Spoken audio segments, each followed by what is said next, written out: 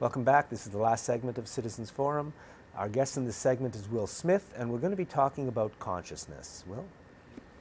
Yes, so last time on the show we talked about how time can be variable, and I changed some of the clips so we could see that we don't really see a continuous arm movement, even though that's what we think we see. What we really see is an arm jerking up, and sometimes reality is compressed in time. Time is compressed, and so the example that I brought up was a poem where I felt like when I read that poem, I went somewhere else for longer than the short amount of time.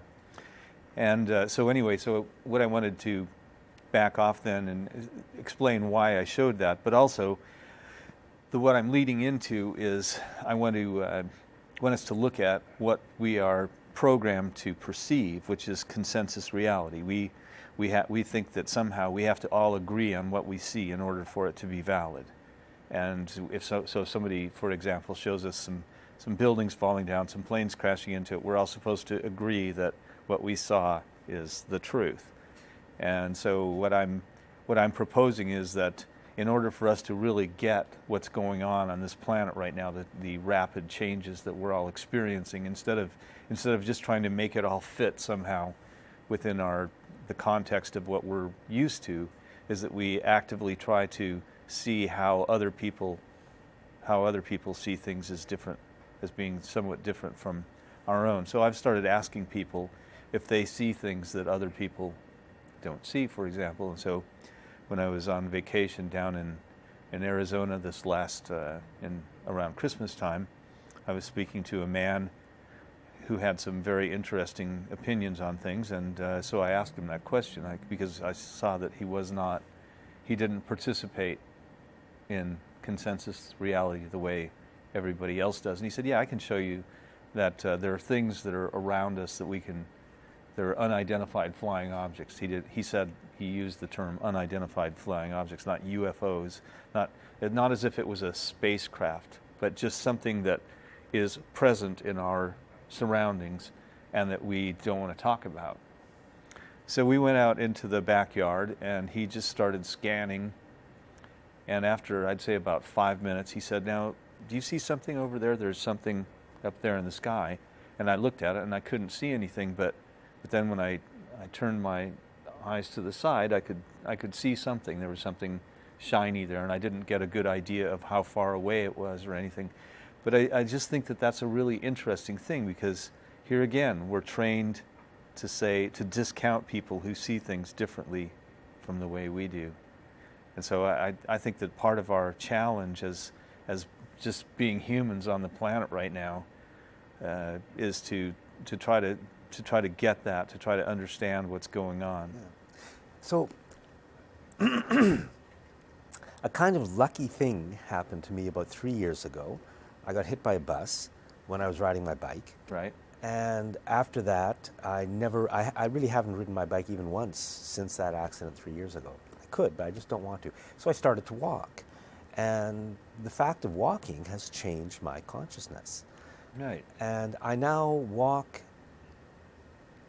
I used to ride on the bike, on busy streets and quiet streets, but now I very often walk in some very beautiful parks in Victoria and start to see things that I'd never seen before in my whole life, really, because now I have the time to see them. And it's quite amazing. It's changed my life in a very, very good way.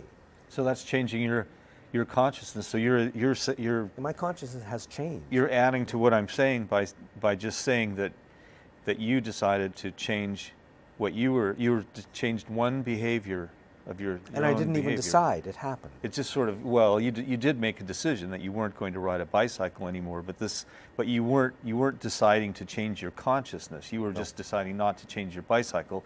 But then what happened is you noticed that you're noticing different things. So you're stepping outside yourself and noticing what you notice. Yeah. And I really recommend it to everybody. We move too quickly, and really what I've come to see is that the pace of nature has nothing to do with the pace at which we are forced to move. We're in cars, we're on bicycles, we're walking, we're running.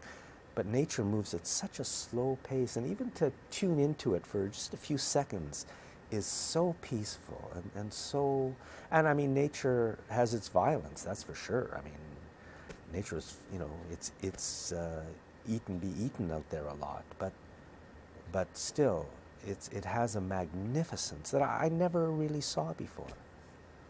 So did that happen over a period of a year, or? Yeah, a period of 3 years, really. And it's still happening, and it's still great. So I think that's a really important observation that you've made right there, because that's sort of, there's an analogy with learning to meditate, learning to quiet your own mind down, in that it's not like something really happens. It's not a mystical thing that happens. It's just that you become aware of other things that penetrate your consciousness if you're able to slow your own hamster wheel. And it's very, very difficult. Mind, especially with all the things going on. Always. So that's what I think is that's a really huge form of activism, is to slow down and to listen to what the world is saying, instead of just trying to. Even if you look in alternative sources of information, you're still sort of expected to react a certain way. And I think that one of the keys to this is to step back and see what else is happening on this planet. Like maybe, become aware of what's so on the island. I certainly wasn't aware of the that all these old growth forests have been destroyed, but I can attest to the fact that I feel better when I'm in nature, when I go for a walk. Yeah. So I think that's one of the best things that we can do, is to get out of our hamster wheel existence, and just instead of doing everything the same way and trying to see the world, trying to make the world fit within the confines of the reality that we've been taught to accept as being what's so. Because we are still going through this time of accelerating change, and that's such an important concept to understand, that when we wake up tomorrow, things could be very different, because we're going through a time of accelerating change. And it would be good for each of us to be able to step outside of our normal existence and see that there's more going on than what we're trained to see. Yeah, our consciousness is also changed by the society we build. I mean, it has a huge impact on our consciousness. And I think it would be nice if we had one, let's say you live in Saanich, and it would be nice to have one roadway into Victoria that had no cars on it except for the cars of the people who happen to live on that street, right? And basically it's more of a greenway or a walkway where, I'm tired of walking on the streets with cars, because when you walk, you're exposed to, especially the noise of them and the craziness of it all, especially when, the car is kind of destroying the planet and we've got to get away from it. It would be so nice to have just something less concrete and less fast that we could, and I think that would have a huge positive impact on all of our consciousnesses. Not everybody, because some people love cars, but. No, I'd agree. So I would just reiterate that if we can all just take some time and see that time can pass in a different way according to what you're doing, what you're thinking, and just become aware of what you're noticing, what's around, especially if you can make a change so that you can see some of the things that are happening on the planet that are just outside of our normal day-to-day life, because I think we tend to focus on things that we see, but we create this world that's defined by our communication devices.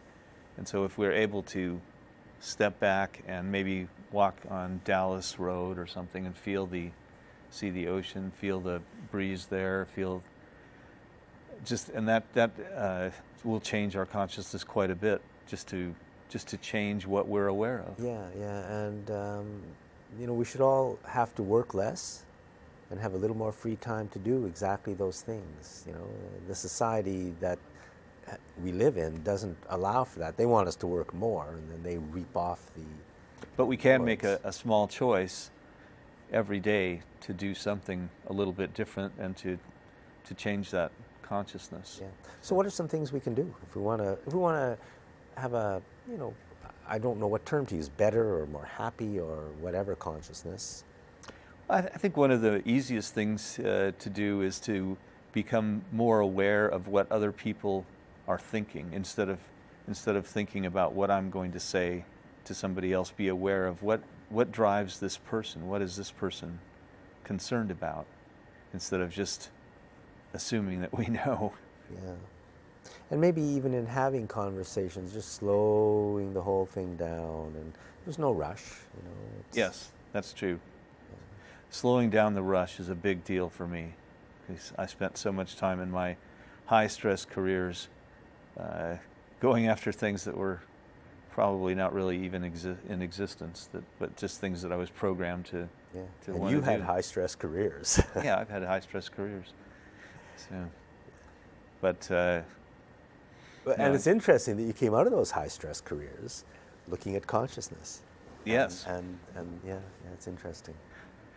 So I want to thank you for having me on the show to talk about this again, and I'd like to talk about it some more and hope to come up with some other examples of how the way we see the world actually changes the world. It's not just a passive thing, but it's Quantum truly physics. changing. Yeah. Will, thank you very much. Thank you. Yeah. And thanks for watching this week's Citizens Forum.